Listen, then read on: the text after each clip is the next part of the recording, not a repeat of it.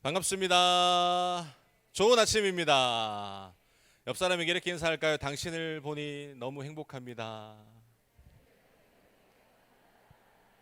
우리 뒷사람에게도 당신을 보니 너무 행복합니다. 여러분 행복하십니까? 주위 사람을 바라볼 때 우리 가운데 행복이 넘쳤으면 좋겠어요. 그 행복의 근원이 누굴까요? 그런 거 말고요. 행복의 시작 예수 그리스도 이런 거 말고 행복의 근원은 여러분일 줄 믿습니다. 그래서 여러분 한 사람 때문에 그 행복의 에너지가 옆 사람에게 전달되고 또 내 이웃에게 전달되고 그것이 돌고 돌아 우리 가정 속에서 교회로 세계로 딱딱 뻗어나가는 거예요. 중심이 누구냐면 여러분이에요. 여러분. 다시 한 번 더 마스크로도 감출 수 없는 당신의 미모입니다. 이렇게 한번 옆 사람에게 한번 고백하십시다. 마스크로도 감출 수 없는 당신의 미모입니다. 이렇게 아름답고 잘생기신 분 앞에서 제가 서 있다니, 네, 이건 기적입니다. 여러분, 저는 개인적으로 채소를 싫어해요. 그 이유가 뭐냐면 채소가 제 몸에 맞지 않기 때문이죠. 그게 무슨 말이야? 막 이런 반응이신데 채소는 몸에 해롭습니다. 여러분, 이것은 거짓인가요? 진실인가요? 거짓이죠. 건강을 위해서라면 반드시 뭘 먹어야 돼요? 채소를 먹어야 돼요. 이건 누구나 다 아는 진실인데, 하지만 저는 그 채소가 좋지 않아요. 좋아하지 않아요. 저는 수술 후에 이 비타민 K가 들어가는 음식은 되도록이면 피해야 오래 살 수 있어요. 좀 피해야 제가 오래 살 수 있습니다. 그래서 이 기계를 오랫동안 유지할 수 있는 비결은 약을 꼬박꼬박 먹고 비타민 K 음식을 최소한으로 줄여야지만 이 피가 잘 돌아가게 돼 있기 때문이죠. 그러니까 제 몸에는 이게 안 좋아요. 채소가 제 몸에만. 그럼 뭐가 좋을까요? 제 몸에. 어떻게 하셨어요? 고기 중에서도 어떤 고기? 나중에 제가 기억나시거든. 기도하시다가 곽춘석이 기억나거든. 우리 목사님 채소 안 먹는다 카더라. 요즘에 막 배추와 한 포기도 10,000원 이렇게 하잖아요. 그 비싼 거 주지 말고 그 비싼 거 줘봤자 다시 고스란히 사라져요. 어느 순간. 그러니까 여러분 고기를 생각해 주시면 될 것 같아요. 고기 중에 소고기. 자, 채소는 저만 싫어하죠. 하지만 여러분들은 반드시 뭘 드셔야 돼요? 채소를 드셔야 돼요. 왜냐하면 사람은 이 몸에 건강한 것은 잘 드셔야 됩니다. 사람은 여러분 언제나 변하기를 원해요. 우리 습성은. 지금도 저도 변화되고 싶고 여러분들도 변화되고 싶죠. 근데 여러분 그 변화가 어떻게 오는지 아십니까? 그 변화는 내가 간절히 원하는 것으로부터 시작됩니다. 그러니까 왜 그게 그렇게 간절히 원하는 것으로부터 시작되냐면 우리는 좋아하는 것에 간절히 원함이라고 하는 그 초점에 맞추면서 살아가기 때문이죠. 내가 좋아하는 것에 초점을 맞추면 간절히 원하는 것이 저절로 따라오게 돼 있어요. 제가 채소를 금하는 것은 여러분들과는 맞지 않죠. 채소가 몸에 좋은 음식이라 해도 제가 원하는 게 아니에요. 그러니까 그걸 피하며 사는 것이 저한테는 원함이라는 거죠. 맞추고 사는 거죠. 여러분 우리가 지금 어떤 시리즈를 계속 하고 있죠? 역시 기억나시는 분에게 제가 선물을 드리려고 했는데 아무도 기억하지 않는 이 놀라운 진실 앞에 여러분 기도하고 싶지 않으십니까? 시리즈를 하고 있잖아요. 맞죠? 여러분 지금 몇 번째 시간일까요? 제가 했을 때로는 3번째 시간입니다. 여러분 여러분들이 변화되길 위해서는 무엇이 필요하냐면 간절히 원함이라고 하는 그 요소가 반드시 있어야 돼요.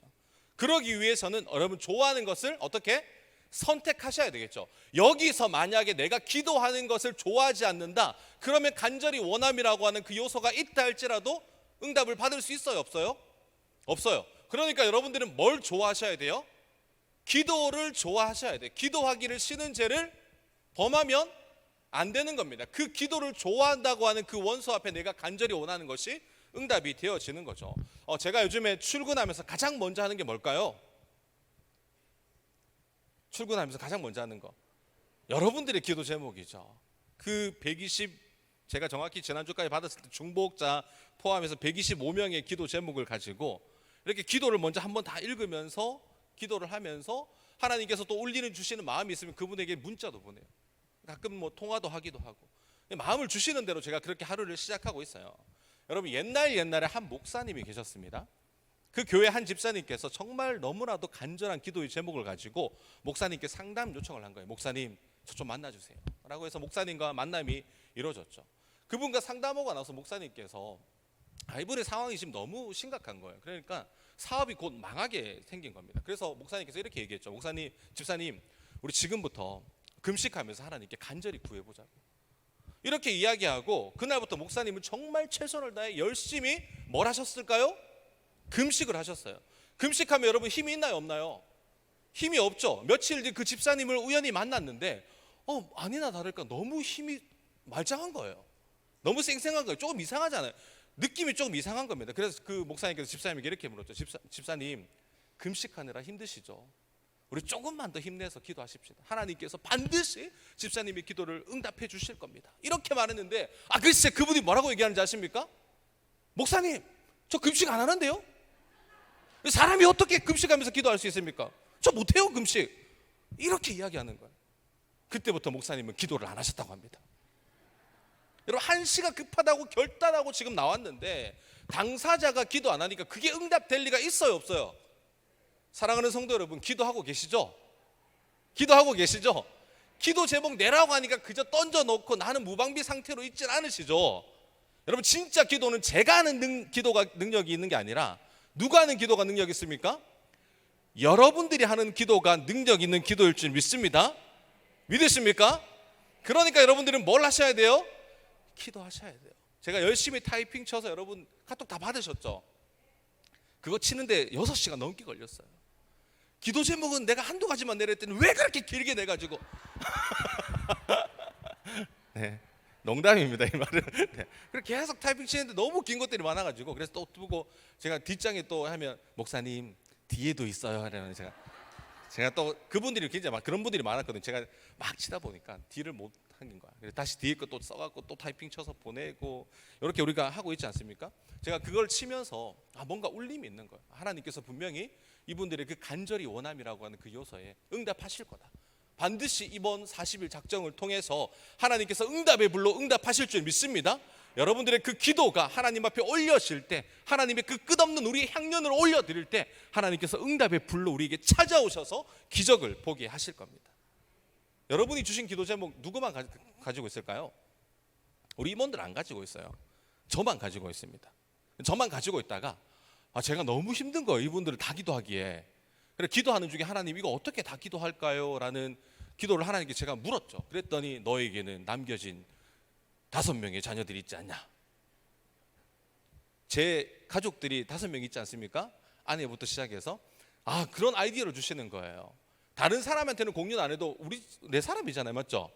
그래서 아내에게 당신이 시간 날 때마다 이분들을 위해서 기도해라. 그리고 아이들에게 너희들의 기도 제목들이다. 이렇게 하면서 우리는 지금 1타, 여러분들이 제목을 하나 보내시면 1타잖아요. 우리 6피가 기도하고 있어요. 6피가. 여러분들을 위해서 6명이 지금 달라붙고 기도하고 있다는 사실 아십니까? 여러분, 어떤 기도가 가장 능력 있는 기도냐면 성경에 명확하게 나와요. 어린아이 같이 기도하는 거. 그러니까 우리 집에 어린아이가 4명이야. 그럼 그 기도 하나님이 들어주셔야 돼요, 안 들어주셔야 돼요? 들어주셔야 돼요. 왜? 어린아이가 지금 뭣도 모르고 기도하고 있는데 하나님께서 아무것도 모르는 그 순수한 마음으로 기도할 때 응답의 불로 여러분들에게 찾아올 줄 믿습니다. 지금 우리는 오늘까지 므낫세의 기도, 여호사밧의 기도, 그리고 오늘은 아사에 대해서 우리가 함께 살펴보도록 하겠습니다. 여러분, 아사가 누구냐? 남유다의 3번째 왕이에요. 무려 41년 동안 남유다를 다스렸는데 아사의 삶은 전반적으로는 하나님께 인정을 받은 사람, 그런데 후반부에 가서 하나님께 버림을 받은 사람이에요. 그러니까 이 사람이 약간 용두사미, 여러분 말 들어보셨죠? 이 용의 머리와 뱀의 꼬리를 뜻하는 건데 처음에는 잘 나가요. 믿음 가운데 잘 나가다가 끝에는 아사가 망가지는 모습을 우리에게 보여줍니다. 처음에 어떻게 잘 나갑니까? 종교개혁도 하고 정말 하나님 앞에 신실하게 기도하면서 대군을 무찌르면서 그런 멋진 용맹스러운 모습을 보여주는데 나중에는 북이스라엘의 바하사가 쳐들어오거든요. 그때 하나님을 의지하지 않고 주변국의 강대국이었던 아람 왕을 의지하면서 그 사람을 의지해요. 처음에 기도로 승리했다면 나중에는 그 사람이 사람을 의지하면서 결코 말로의 인생, 정말 마지막 인생의 불쌍한 인생을 우리에게 보여주는 거죠. 여러분, 아사에는 두 가지 전쟁의 핵심 내용이 있습니다. 첫 번째는 이 구스 에디오피아라고 하죠. 그 사람들과 싸우는 전쟁에 기도로 승리한 모습을 보여주고, 또 후반부에 가서는 북이스라엘의 바하사와 한판 붙는 그런 모습을 보여주면서 시작과 끝이 좋지 않는 인물, 그 인물이 바로 누구냐면 아사였어요. 그래서 이 아사를 살펴볼 때 오늘은 우리가 시작이 참 좋았지 않습니까? 첫 번째 전쟁에 기도로 무장해서 승리를 했는데, 그것을 살펴보면서 기도의 동력을 오늘 얻고자 합니다. 여러분, 아사를 살펴볼 때 이 아사에게 중점적으로 나오는 단어가 있어요. 핵심 단어가 뭐냐면 평화라는 단어예요. 여러분, 1절에 보시면 이렇게 얘기합니다. 그 시대에 그 땅이 10년 동안 평안하니라. 5절에도 보면 이렇게 얘기해요. 그 앞에서 평안함을 누리니라. 6절의 말씀에도 보니까 이렇게 얘기해요. 여호와께서 아사에게 뭘 주셨다? 평안을 주셨다. 그러니까 아사가 왕이 되어서 10년 동안 다스리는데 10년 동안 그 나라가 어땠다는 거예요? 평안했다라고 성경은 명확하게 이야기하죠. 그리고 5절까지가 그 10년간의 내용이거든요. 6절부터는 그 시간이 지나서 추가로 5년 동안 더 평안했다라고 그렇게 이야기를 하고 있고 소개를 하고 있죠. 제가 집에 가면 아이들이 굉장히 많습니다. 늘 아내와 이 아이들이 어린 시절부터 언제쯤 우리 가정은 평안할까? 라는 주제로 이야기를 많이 나눴어요. 그래서 어릴 때는 뭐 누워있으면 뒤집으면 좀 편안해지겠지, 좀 기어다니면 편안해지지, 뭐 이런 거 다 떠나서요. 요즘에는 청소년이 되면 좀 편안해지겠지. 여보, 우리 청소년이 되면 좀 편안해지지 않을까? 매일매일 전쟁이니까. 그래서 청소년이 되면 편안해지겠지라고 물어보는데, 먼저 이 산을 지나신 여러분들에게 묻습니다. 이 아이들이 청소년이 지나면 평안합니까? 평안하지 않습니까? 평안하지 않죠. 청소년이 지나면 대학만 가면 편하겠지. 편할까요? 아니죠. 여러분들이 기도 제목 보니까 결코 편안하지 않던데요. 맞죠? 우리는 죽을 때까지 누구를 걱정하냐면 우리 자녀들 걱정이에요. 이게 부모로서 남겨진 숙제예요. 이 아이가 태어나는 그 순간부터 누구의 걱정이냐면 부모가 늘 걱정하면서 기도하는 모습. 이게 우리의 그런 말 아닙니까? 누구나 평안을 추구하는데 우리에게 평안이 임했으면 좋겠고 그 평안이 빨리 왔으면 좋겠는데, 실상 여러분 우리 삶 가운데 평안이 잘 오지 않아요. 하지만 아사가 다스린 15년간은 성경은 평안했다라고 그렇게 명확하게 이야기하는데, 그러면 아사가 도대체 뭘 했길래 하나님께서는 그 땅에 평안함을 주셨을까? 이게 궁금하잖아요. 2절 말씀인데요, 함께 보도록 하겠습니다. 시작. 아사가 그의 하나님 여호와 보시기에 성과 정의를 행하여. 그가 뭘 했다고 얘기합니까? 누구 보시기에? 하나님 여호와 보시기에 성과 정의를 행했다. 이 말을 조금 더 쉽게 해석을 하면 하나님 보시기에 바른 일을 행했다, 착한 일을 행했다, 하나님 보시기에 합당한 인생을 살았다라고 우리가 번역을 할 수 있을 것 같아요. 그러면 하나님 보시기에 합당한 삶은 뭐냐라는 거죠. 우리도 그렇게 고민하지 않습니까? 이렇게 하면 하나님이 기쁘시게 하는 삶을 사는 게 아닐까? 이렇게 해야 하나님이 기뻐하실까? 우리도 늘 고민하면서 우리의 인생이 어떻게 해요? 하나님을 기쁘시게 하는데 초점을 맞추며 사는 인생이 저와 여러분들의 동일한 인생이란 말이에요. 그리고 하나님께서 칭찬 듣기를 원하는 것이 우리의 로망이잖아요. 그럼 어떻게 평안할 수 있냐라는 거죠. 여러분 기억하십시오. 아사가 평안할 수 있었던 이유가 뭐냐면 그는 늘 언제나 100% 주님이 원하시는 기도하는 삶을 살았던 인물이에요. 뭐라고요? 그는 늘 언제나 100% 누가 원하시는? 주님이 원하시는 뭘 하는 삶? 기도하는 삶을 살았던 인물입니다. 우리도 평안한 삶을 살기 위해서는 늘 언제나 주님이 100% 원하시는 삶을 살아야 우리의 삶 가운데도 뭐가 임한다? 평안이 임한다. 그러면 그가 한 기도가 도대체 뭐길래, 아사가 도대체 어떻게 기도했길래 하나님께서 오늘 그에게 그런 평안한 삶을 주셨을까? 그가 한 100% 온전히 하나님이 원하시는 기도가 뭘까? 오늘 이거에 대해서 두 가지만 딱 살펴보도록 할게요. 첫 번째 한번 따라가 봅시다. 일찍이를 회복하라. 여러분 일찍이가 회복되어야 됩니다. 일찍이 11절 말씀에 이렇게 얘기해요. 아사가 그의 하나님 여호와께 부르짖어 이르되.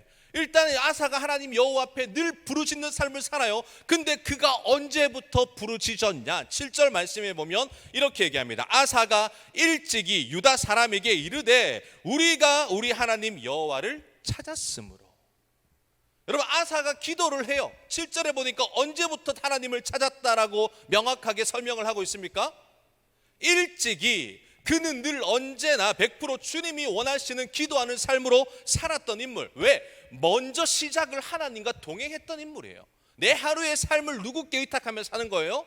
하나님께 의탁하며 살았던 인물. 그러니까 그의 인생 가운데 하루 시작을 하나님께 드리니까 하나님께서 그에게 평안한 삶을 허락하셨더라. 여러분, 삶에 문제가 있습니까? 고민이 있습니까? 풀리지 않는 그 고민으로, 풀리지 않는 그 버거운 일들 때문에 우리가 버거운 인생을 살고 있습니까? 뭐가 회복되어야 되냐면 일찍이가 회복되어야 돼요. 여러분, 인생의 가장 소중한 그 첫 시간을 주님과 함께 할 때, 여러분 그때 간절함의 요소를 일찍이가, 하나님께서 여러분의 일찍이를 드릴 때 주님의 전으로 나오는 그 심령을 보시고 하나님께서 역사하시는 줄 믿습니다. 여러분, 이거예요. 아사가 평안할 수 있었던 것은 선 기도 후 삶. 먼저 기도하고 그 후에 삶을 살아낸다. 기도 먼저, 그 후에 삶이 시작되는 겁니다. 간절한 기도는 여러분 기억하십시오. 잠자는 숲속의 공주를 깨웁니다. 누구를 깨운다고요? 공주를. 옆 사람에게 인사하십시오. 공주님 깨어나십시오. 왕자님들도 계시니까 왕자님들이요 깨어나십시오. 갑자기 목사님이 왜 저래 아침부터 우리가 무슨 공주야? 우리가 무슨 왕자야? 뭐 이렇게 얘기할 수 있지만 여러분, 오랜만에 공주란 단어를 들어보셔서 약간 설레시죠? 민망하신가요? 여러분, 우리는 명확하게 성경은 뭐라고 얘기하냐면 하나님 나라에서 여러분들이 왕자고 공주다라고 성경에 기록되어 있습니다. 그 사실이 변함없어요. 여러분들은 뭐라고요? 공주예요. 여러분들이 누구라고요? 왕자예요. 성경은 우리는 왕같은 제사장이라고 명명하셨기 때문에 성경에 근거하에 우리는 왕자고 여러분들은 공주예요. 그러니까 여러분 깨어나셔야 돼요. 누가? 잠자는 숲속의 공주님들이 깨어나셔야 돼요. 다시 한 번 더 깨어날 수 있도록 공주님 깨어나십시오 라고 옆 사람에게 인사하십시다. 우리 왕자님들에게 왕자님 깨어나셔야 됩니다 라고 이렇게 얘기하십시오. 여러분, 달콤한 키스가 여러분들을 깨우게 하는 게 아니라 여러분들의 그 간절함이라고 하는 요소 때문에 우리가 깨어나셔야 돼요. 아직도 새벽에 주무시고 계시다. 두 종류의 사람입니다. 급하지 않거나 간절하지 않거나. 다른 거 없어요. 여러분, 불났어요? 불났는데 잠을 잘 수 있습니까? 생각해보면 불났어요. 지금 여러분 집에 잠을 잘 수 있어요 없어요? 못 자요. 불을 끄든지 대피하든지 선택을 해야 돼요. 근데 괜히 불난 집에 불 끄겠다고 있으면 돼요 안 돼요? 안 돼요. 그 자리를 피해야 됩니다. 다른 장소로 옮겨야 돼요. 지금 여러분 삶이 괜찮습니까? 기도 제목 보니까 결코 괜찮지 않던데요. 그럼 여러분 뭐가 회복돼야 될까? 일찍이가 회복돼야 돼요. 우리의 문제점, 가장 큰 문제점이 뭐냐면 상황에 따라, 우리 앞에 펼쳐진 그 상황에 따라 너무 두려워하고 너무 걱정하는 게 문제예요. 여러분, 거대한 여러분 앞에 문제가 있다 할지라도 여러분 그것에 너무 몰두해 있어서 그것을 바라보면서 너무 두려워하고 너무 걱정하는 게, 그게 문제라니까요. 여러분 앞에 펼쳐진 기도 제목이 있습니다. 여러분 그것을 너무 두려워하지 마세요. 그걸 너무 걱정하지 마세요. 아직 일어나지 않는 최악의 상황을 미리 상상하면서 살지 마시라는 거예요. 우리는 늘 언제나 일어나지도 않은 일 때문에 미리 자책하고 상상하면서 살아가는 우리 연약한 분들, 그러면서 힘들어하는 분들이 너무 많아요. 여러분, 그 시간을 즉시 기도의 시간으로 바꾸시기를 간절히 소망합니다. 여러분, 기도가 쌓이면 쌓일수록 두려움은 줄어들게 돼 있어요. 뭐가 쌓이면요? 기도가 쌓이면 쌓일수록 두려움은 어떻게 된다? 거대한 산 같았던 그 두려움은 줄어들게 돼 있다니까요. 기도 없이 두려움과 걱정이 가득하면 어떻게 해요? 기도는 사라지고 그것만 쌓여지게 돼 있어요. 저는 기도가 여러분들의 두려움과 걱정을 사라지게 만들 줄 믿습니다. 여러분, 기도하는 사람은 두려움은 있지만 두려움을 기도로 극복하는 사람이에요. 그 사람이 누구예요? 그 사람이 누굽니까? 옆 사람이에요. 당신이었군요. 한 번 더 인사하실까요? 당신이었군요. 여러분, 기도하는 사람에게 두려움이 있어요. 왜 없겠어요? 저도 두려움이 있어요. 그런데 기도하는 사람은 그 두려움을 기도로 극복합니다. 여러분, 아사의 내용을 살펴볼 때 가장 많이 등장하는 단어가 있는데 그 단어가 뭐냐면 하나님을 찾았다라는 단어예요. 그 인생 가운데 무려 9번이나 성경은 하나님을 찾았다, 아사가 하나님을 찾았다라는 단어가 나옵니다. 그 인생 가운데 가장 먼저 누구를 찾았다는 거예요? 하나님을 찾았다. 저는 여러분들의 인생 가운데 하나님께서 여러분들을 바라볼 때 사랑하는 내 딸 누구누구가 가장 먼저 한 게 뭐냐면 나를 찾았다. 저는 그렇게 칭찬받는 여러분 삶이 되기를 간절히 소망합니다. 제가 지지난주에 저희 어머니께서 살아계실 때 늘 언제나 100% 하나님을 찾았다라고 했잖아요. 매사에. 지난주에 한 집사님을 만났는데 그 집사님이 그렇게 이야기하시는 거예요. 지난주 신방을 가는데 갑자기 뒤에서 이제 딱 정차되어 있는 상황이었거든요. 신호가 있으니까 오토바이가 쌩 하고 지나가는 거예요. 집사님 느낌이 안 좋아요. 핸드폰을 하고 계셨는데 이 느낌이 뭔가 이상한데 라는 느낌이 들었던 거예요. 아니나 다를까 출발하는데 그 오토바이가 택시를 바로 앞을 팍 가로질러 가는 거예요. 그러니까 택시기사가 박으려고 하는 그 순간 급하게, 이 노령이었던 것 같아요. 노령이었던 택시기사가 핸들을 팍 꺾으면서 다행히 사고는 면했는데, 그때 당시 꺾을 때 집사님이 뭐라고 얘기하냐면 주여 아버지여 지켜주세요 라고 은연중에 자기가 그 말을 했다는 거예요. 자기도 그 말이 튀어나온 걸 보고 놀랍다는 거예요. 내가 이 말을 할 수 있는 사람이 아니었는데, 그럼에도 불구하고 간절히 하나님을 찾았다라는 거예요. 그런데 그 다음이 정말 기가 막혔던 거죠. 그 택시기사가 그 말을 듣고 뭐라고 이야기하냐면 혹시 교회 다니시냐고 이렇게 물어보시는 겁니다. 여러분, 자기도 그러면서 옛날에 나도 교회 다녔다고 이 말을 하니까 이때가 뭐예요? 이때가 전도할 절호의 하나님이 주신 타이밍 아닙니까? 그래서 이 집사님이 그것을 캐치하고 놓치지 않고 하나님의 복음을 선포했다는 거예요.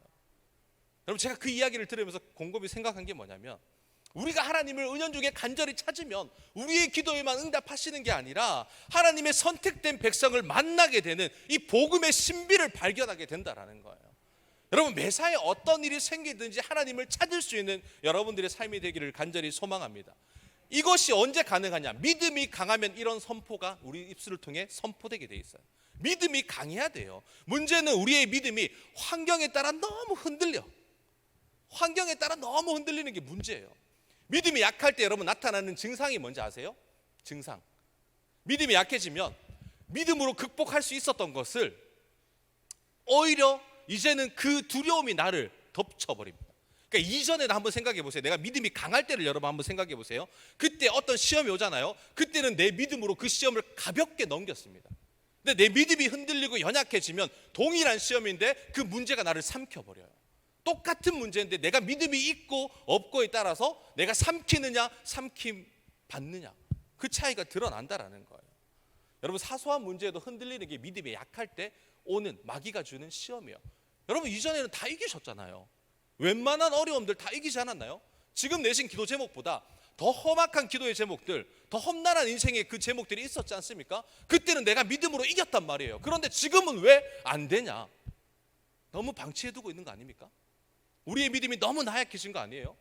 여러분, 그 믿음이 회복되어지는 우리 행복전도학교가 되기를 간절히 소망합니다. 여러분, 그 방법이 뭐냐? 흔들리는 내 믿음이 다시 한 번 더 회복될 수 있는 유일한 방법이 뭐냐면 하나님께 시선을 고정하는 거예요. 하나님께 시선을 고정해야 되죠. 매사에 늘 언제나 100% 하나님이 원하시는 기도하는 삶이 무엇인가 여러분에게 은연중에 물어보실 거란 말이에요. 언제든지 내가 매사에 가장 늘 언제나 100% 하나님을 찾고 두드리는 삶이 되실 때, 하나님께 시선을 고정할 때 여러분들의 믿음이 다시 단단해질 줄 믿습니다. 그래서 여러분들이 입술의 복음을 선포하는 거예요. 믿음이 강하면 선포가 되어집니다. 그것이 되기 위해서는 뭐가 회복되어야 된다? 자신이 없는 거지. 뭐가 자신이 없는 거예요? 일찍이 회복할 자신이 없는 거죠. 지금 대답이 없다는 것은, 목사님 말이 맞아요. 그 말 맞습니다. 그런데 난 못해. 일찍이 새벽에 나올 수 없어. 약간 이런 은연중에 비춰지는 그런 모습이에요. 여러분, 이런 삶으로 나아가기 위해서는 뭐가 회복되어야 된다? 일찍이가 회복되어야 됩니다. 그 간절함의 요소는 여러분들의 일찍이가 회복될 때 하나님께서 여러분들의 기도를 들으시고 응답의 역사로 찾아올 줄 믿습니다. 간혹 그런 분들이 있어요. 목사님, 저는 아침이 일찍인데요 라는 분들이 있어요. 그러면 그분의 삶 가운데 일찍이는 아침이잖아요. 그러니까 제가 이야기하는 것은 늘 새벽을 깨우라 이 말이 아니에요. 내가 몸이 아픈데 어떻게 깨웁니까? 내가 육체적으로 체력이 안 되는데 어떻게 깨워요? 내 거리가 뭔데 어떻게 깨워요? 여러분 삶 가운데 내가 일찍이가 뭐냐라는 거죠. 내가 정말 하루가 아침 9시가 일찍이면 그 아침 9시에 일어나서 뭐부터 하느냐, 그것을 점검하라는 말이에요. 여러분 새벽에 나오시는 분들이 새벽에 기도하면서 졸 수도 있죠. 저도 졸아요. 목사님들 대부분 졸고 있어요. 졸아도 하나님 응답하십니다.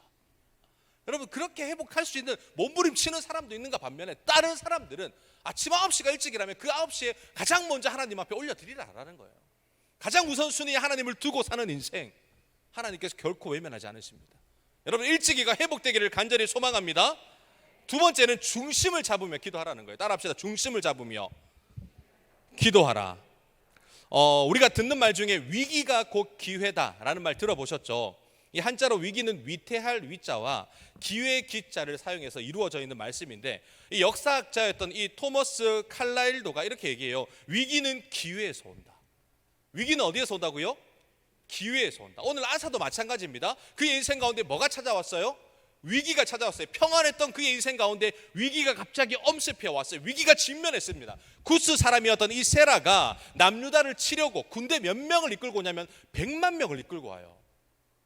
여러분 100만 명 한번 상상을 해보십시오. 몇 명인지. 광역시가 되기 위한 기준이 몇 명이냐면 100만 명이에요. 그러니까 100만의 대군을 이끌고 오는 거예요. 남유다의 군사력이 얼마냐면 아까 읽었는데 합치면 58만 명입니다.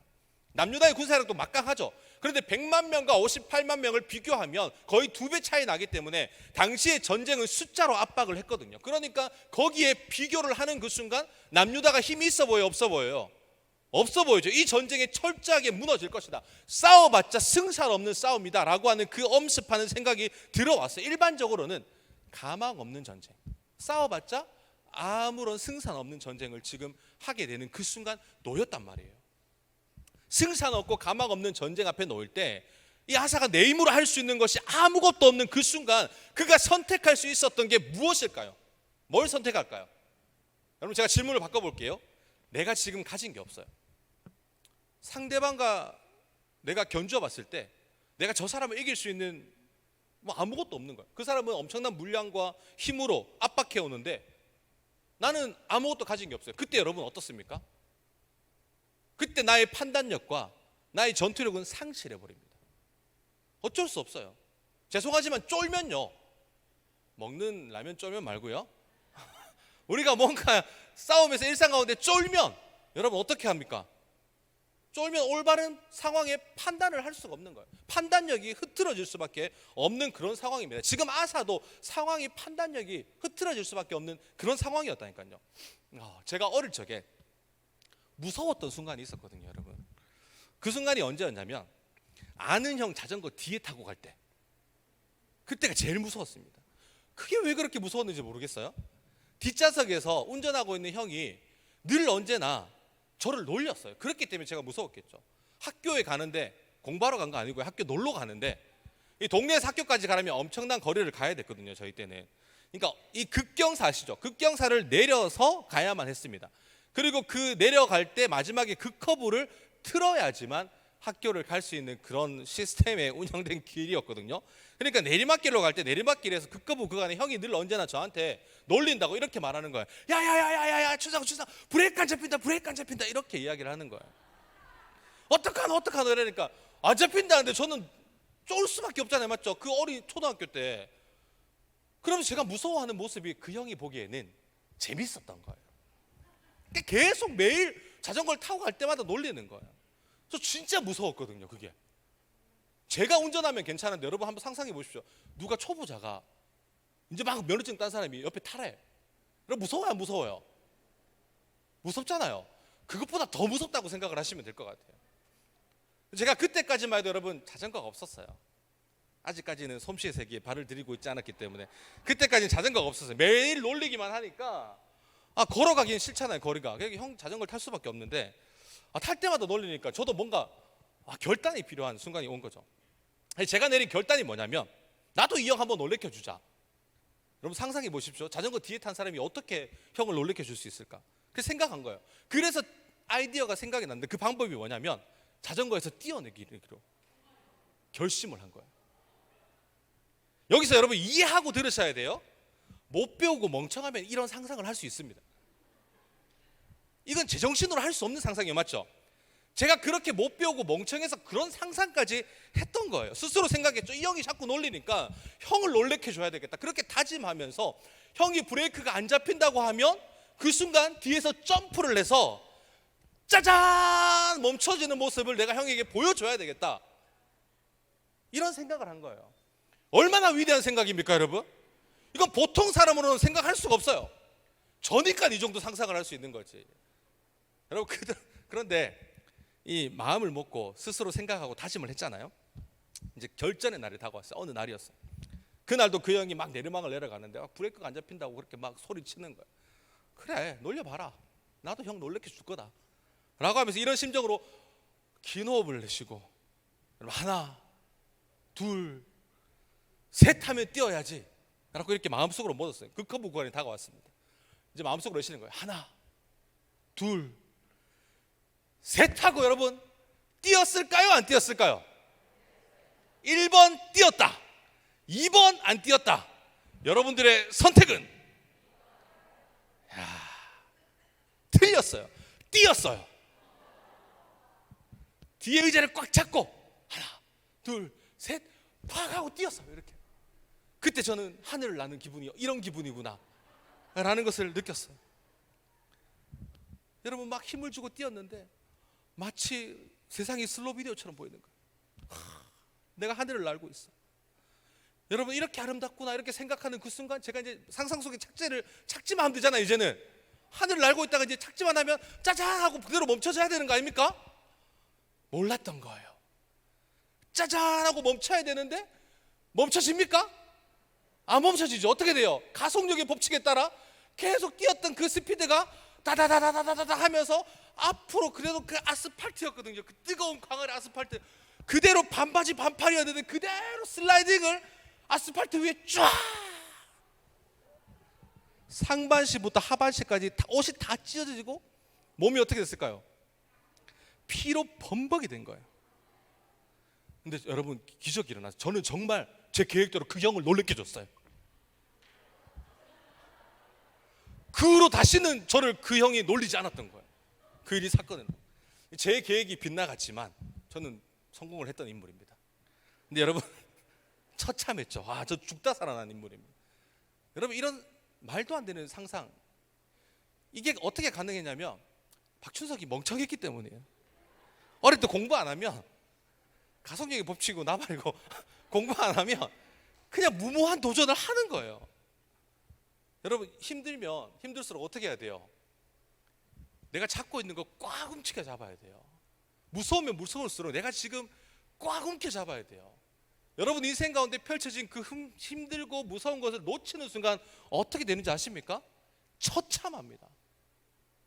저는 그 한번 내가 하겠다고 스스로 놓치는 그 순간 처참하게 머리부터, 다행히 머리는 안 났지만 이 상반신 전체를 다 깔아가지고 동네 지나가는데 사람들이 다 쳐다봐. 좀비인 줄 알고. 그렇게 되는 거예요. 여러분, 우리 삶이 매일 흔들립니다. 매일 넘어집니다. 근데 그 매일 힘들고 넘어지는 순간 가운데 믿음의 선진들은 어떻게 그 삶을 이겼냐? 하나님을 결코 놓지 않았어요. 붙잡고 있었다니까요. 하나님께 붙어있는 삶을 살았기 때문에 그들의 인생이 어려운 가운데도 하나님의 기적을 볼 수 있었습니다. 손을 놓치는 순간 여러분, 인생이 처참해져요. 우리가 때로는 급하고 때로는 혼돈되고, 아까 이야기로 쫄면요, 제대로 된 선택을 할 수가 없어요. 마귀는 여러분들을 무서운 가운데 넘어뜨리려고 합니다. 여러분들의 상황과 판단을 흐트러 놓아요. 그래서 하나님을 붙잡아야 되는데 하나님을 붙잡지 않고 사람을 의지하게 만드는 게 누구라는 거예요? 마귀라는 거예요. 그 책략에 우리가 넘어질까 안 넘어질까요? 많은 성도들이, 목회자를 포함해서 많은 성도들이 그 책략 앞에 그냥 넘어져요. 왜? 내가 진짜 붙잡아야 될 그 순간 상황이 흐트러지고 판단이 안 되니까 잘못된 선택을 할 때가 너무나도 많기 때문입니다. 여러분, 꼭 붙들고 있기를 간절히 소망합니다. 여러분, 지금 우리는 손 놓을 때가 아니에요. 하나님의 손을 놓으면 안 되는 시기가 지금이에요. 아사가 뭐라고 고백합니까? 11절 말씀을 다시 읽겠습니다. 시작. 아사가 그의 하나님 여호와께 부르짖어 이르되, 여호와여, 힘이 강한 자와 약한 자 사이에는 주밖에 도와줄 리가 없사오니 우리 하나님이여 여호와여,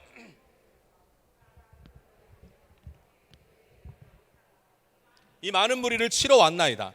여호와여, 주는 우리 하나님이시오니 원하건대 사람이 주를 이기지 못하게 하옵소서 하였더니. 제가 성경 구절 중에 정말 좋아하는 구절이에요.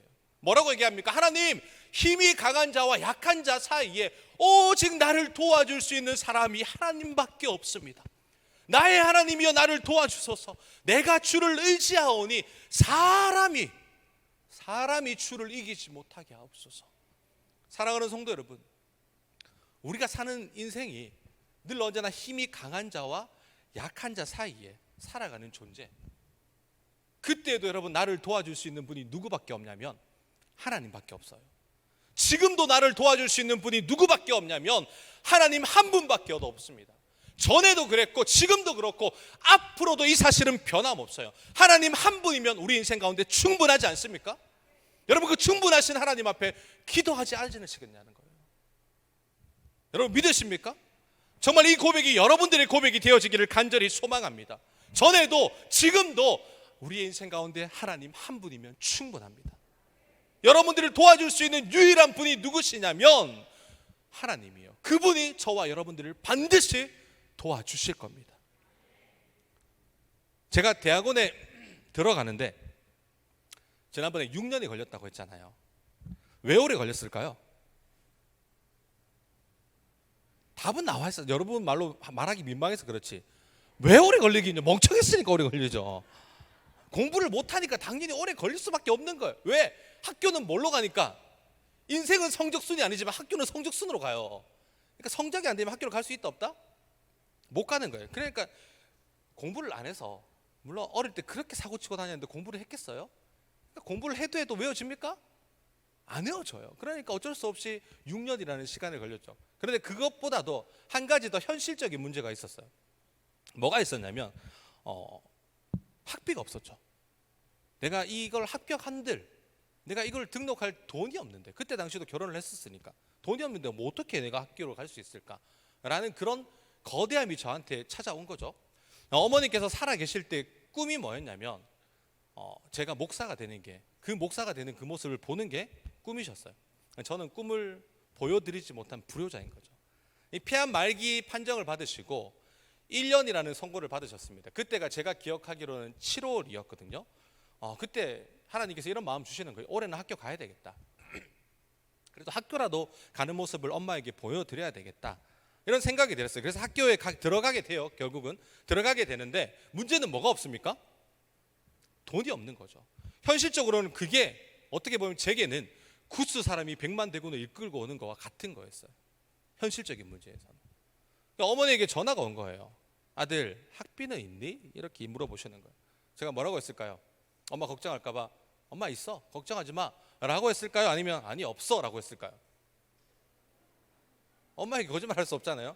아니 없어 이렇게 이야기를 했어요. 그때 아마 폐암 진단을 받으시고 보험금이 조금 나온 게 있었어요.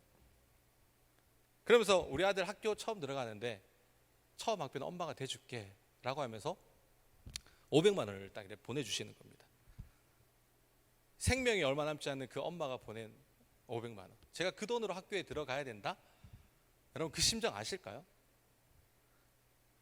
저는 그게 너무 마음이 아팠습니다. 그래서 기도를 하죠. 하나님, 그 돈 없어도 되니까 그냥 저 목사 안 할게요. 그냥 안 하면 안 되겠습니까? 사실 현실적으로 이런 기도까지도 했습니다. 이런 심정으로 기도한 적도 있거든요. 근데 학교 등록할 날짜가 다가오면서 어쩔 수 없잖아요. 아무런 기적이 일어나지 않으니까 어떡하겠어요. 그 돈이라도 등록을 해야 되지 않습니까? 그때가 수요일이었고 목요일까지가 이제 등록하는 기간이었습니다. 수요일에 가기 전에 그 농협에 가서 이제 입금을 하려고 딱 했는데 그때 당시 가상 계좌였어요. 그러니까 가상 계좌로 넣어서 금액을 딱 입력하고 보냈는데 오류가 나는 거예요. 왜 오류가 났을까요? 왜 오류가 났을까요? 하나님이 하셨으니까? 아니죠. 가상 계좌는 업무 시간이 끝나면 그냥 닫혀요. 그러니까 멍청했던 거예요. 제가 언제든지 가상 계좌가 뭔지 어떻게 알아요? 이제 카드도 없는데 이게 뭔지도 모르고 그때 막혔어요. 그래서 뭐지? 하다가 내일 마지막이니까 내일 등록해야 되겠다라고 수요 예배를 드렸습니다. 수요 예배를 드리고 집으로 오는데 한 통의 전화, 한 장로님으로부터 한 전화가 걸려오는 거예요. 그분이 받자마자 이러는 거예요. 박전도사님, 입학 고지서 저한테 보내주세요 라고 이렇게 이야기하시는 거예요. 그러시길래 제가 예 장로님 감사합니다 그러면서 보냈을까요? 보내지 않았을까요? 어떻게 예 장로님 감사합니다 이 말을 먼저 할 수가 있어요. 그래서 양심상 그럴 수 없잖아요, 목사가. 그래서 장로님께 이렇게 말했습니다. 장로님, 저 학비 있습니다. 그 돈으로 제가 내면 됩니다 라고 그렇게 이야기를 했거든요. 근데 뭐 이런저런 이야기가 계속 왔다 갔어요. 그러면서 장로님이 단호하게 그냥 끊을 테니까 학비 고지서 보내세요 라고 이렇게 하고 전화를 끊으셨어요. 그리고 제가 보내드렸고 장로님께서 정말 그 다음날 아침에 그대로 그 금액을 고스란히 다 내어드렸습니다. 사랑하는 성도 여러분, 하나님께서 왜 제 인생에 그렇게 하셨는지 모르겠어요. 지금까지 살아오면서 저는 솔직하게 돈 걱정 안 한 적이 한 번도 없거든요. 근데 하나님은 제가 늘 언제나 그랬듯이 저보다 먼저 일하고 계셨습니다. 엄마의 생명값으로 학교를 가면 제가 어떻게 공부를 하겠냐고요. 그것이 여한이 되어서 계속 남아서 어떻게 학교에 붙어 있겠냐고요. 어떤 부담으로 살아갈지 하나님께서 아셨는지 모르겠지만 하나님은 그때에도 신실하게 일하셨습니다. 저보다 늘 먼저 하나님께서 찾아오셔서 일하셨고 살아계신 하나님을 내 삶 가운데 목도하게 하셨고 경험하게 하셨던 거예요. 장로님께서 여러분 처음 학비를 내주셨죠. 그 다음부터는 어떻게 되었을까요? 제가 3년 동안 제 돈으로 학비를 낸 적이 단 한 번도 없어요. 왜 없었냐면 장로님이 다 대줬을까요? 아니에요. 그분은 한 번만 딱 대줬어요. 학교에 갔더니 하나님께서 다 예비해 놓으신 거예요. 국가로부터 장학금을 받게 하셨고 그때 교회 임지를 또 막상 옮겼는데 어느 정도의 학자금을 주셨어요. 우리 교회처럼 100% 주는 학교를 저는 교회를 섬긴 적이 없어가지고 이 100% 주는 교회가 정말 좋은 교회예요. 경산중앙교회가 여러분 정말 좋은 교회예요. 이런 교회 만나는 게 복이에요. 그런데 우리 인생 가운데 이런 교회 안 만나게 하신 것도 복이에요. 왜? 하나님께서 그런 기적의 역사를 펼쳐나가시기 때문에. 그렇게 해서 3년 동안 저는 학비가 모자란 적이 한 번도 없어요. 도로 남았죠. 하나님의 기적은 그 한 번만 하고 끝, 이게 아니에요. 하나님의 진짜 기적은 뭐냐면 그 후에도 하나님이 펼쳐가실 놀라운 일들을 우리 가운데 보여주신다. 여러분 이 사실을 잊지 않으시기를 간절히 소망합니다. 이런 간증을 하면요, 어떤 집사님이 이렇게 얘기해요. 목사님 고난 없으시겠어요? 그렇게 하나님이 다 응답해 주시니까 괜찮으실 것 같아요. 이렇게 이야기를 하시는데 여러분 제 인생의 이후로도 고난이 없었을까요? 이건 아무것도 아닌 거예요. 맞죠? 이거는 맛보기에 불과한 겁니다. 여러분 우리 삶 가운데 이런 아사와 같이 폭풍의 바다가 우리 앞에 밀려올 때가 있고 폭풍이 또다시 기적이 경험되었다 한들 그 기적이 끝나면 어떻게 해요? 또 다른 폭풍이 우리를 기다리고 있어요. 응답되었다 한들 그것이 끝이 아니라 또 다른 시험, 또 다른 거대한 파도가 우리 앞을 막고 있다니까요. 그러니까 내가 지금 이 기도에 응답되었다고 기도를 쉬면 가장 멍청한 행동입니다. 그래서 우리는 기도하기를 쉬는 죄를 범하면 안 되는 겁니다. 끝까지 주님 앞에 가는 날까지 뭘 하셔야 된다고요? 기도하셔야 된다는 거예요. 그때마다 유일하게 제가 붙잡았던 하나님, 그때마다 제가 유일하게 할 수 있었던 것, 기도. 여러분 아사의 고백처럼 강한 자와 약한 자 사이에 나를 도와주실 분이 오직 하나님밖에 없다라고 하는 이 고백, 이 고백을 할 수 있는 여러분들의 고백이 되기를 간절히 소망합니다. 이것이 어떤 고백이냐면 우리의 최초의 고백이자 최후의 고백이 되어야 돼요. 이 고백이 단기간으로 끝나면 안 되고 내 인생에 이 고백으로 시작해서 이 고백으로 끝나는 인생이 되어야 합니다. 여러분 하나님은 여러분 손 잡고 계세요. 잡고 계시거든요. 이게 하나님 손이라 가정합시다. 하나님 손이 나를 잡고 있고 내가 하나님 손 잡고 있어요. 하나님은 늘 변함없이 나를 잡고 있어요. 근데 내가 살다 보니까 어느 순간 내 손을 놓아요. 그러면서 하는 고백이 뭔지 아세요? 하나님 없어. 여러분 이때도 보십시오. 이 손, 하나님의 손은 나를 놓은 적이 단 한 번도 없습니다. 누가 나왔어요? 내가 나왔어요. 그리고 살다가 말도 안 되는 그런 경험을 하고 나서 정말 어떤 은연중에 말씀을 통해서든지 기도를 통해서든지 돌아와요. 돌아와서 이 손 잡으면 그때 깨닫는 게 뭐냐면 하나님 계시네요, 하나님 살아계시네요 라고 눈물로서 고백하지만 여러분 기억하세요. 하나님은 내 손을 놓은 적이 한 번도 없습니다. 누가 놓았다고요? 내가 놓았지. 여러분 그 손을 놓는 그 순간 여러분의 인생 가운데 말할 수 없는 폭풍으로 빠져들게 됩니다. 지금 당장 상황이 나아지지 않는다 할지라도, 여러분 그리 아니하신다 할지라도 우리의 신앙이 상황 때문에 흔들리는 인생이 아니라 믿음으로 상황을 돌파할 수 있는 여러분들의 인생이 되어지기를 간절히 소망합니다. 마지막으로 아사가 그렇게 하나님의 손을 붙들고 어떻게 했냐, 이게 가장 중요한데 12절 말씀 함께 읽도록 하겠습니다. 시작. 여호와께서 구스 사람들을 아사와 유다 사람들 앞에서 치시니 구스 사람들이 도망하는지라. 사랑하는 성도 여러분, 우리가 기도하면 누가 일하시냐면 하나님이 일하십니다.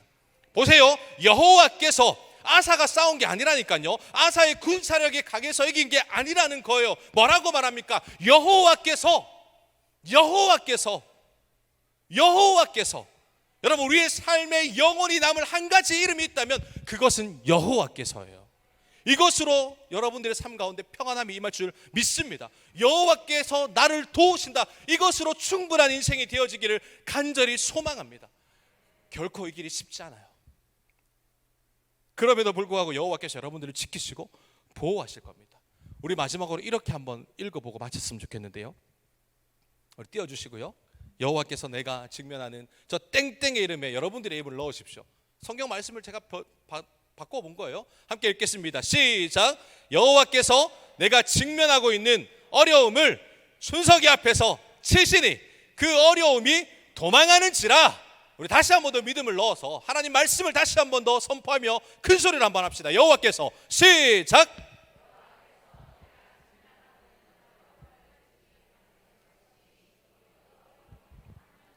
할렐루야, 할렐루야. 여러분 앞에서 도망갈 줄 믿습니다.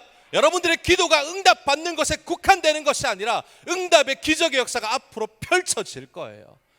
어떤 어려움이 와도 여호와께서 나를 지키시고 보호하신다, 주밖에 없다. 이 시간 함께 우리 찬양하겠습니다.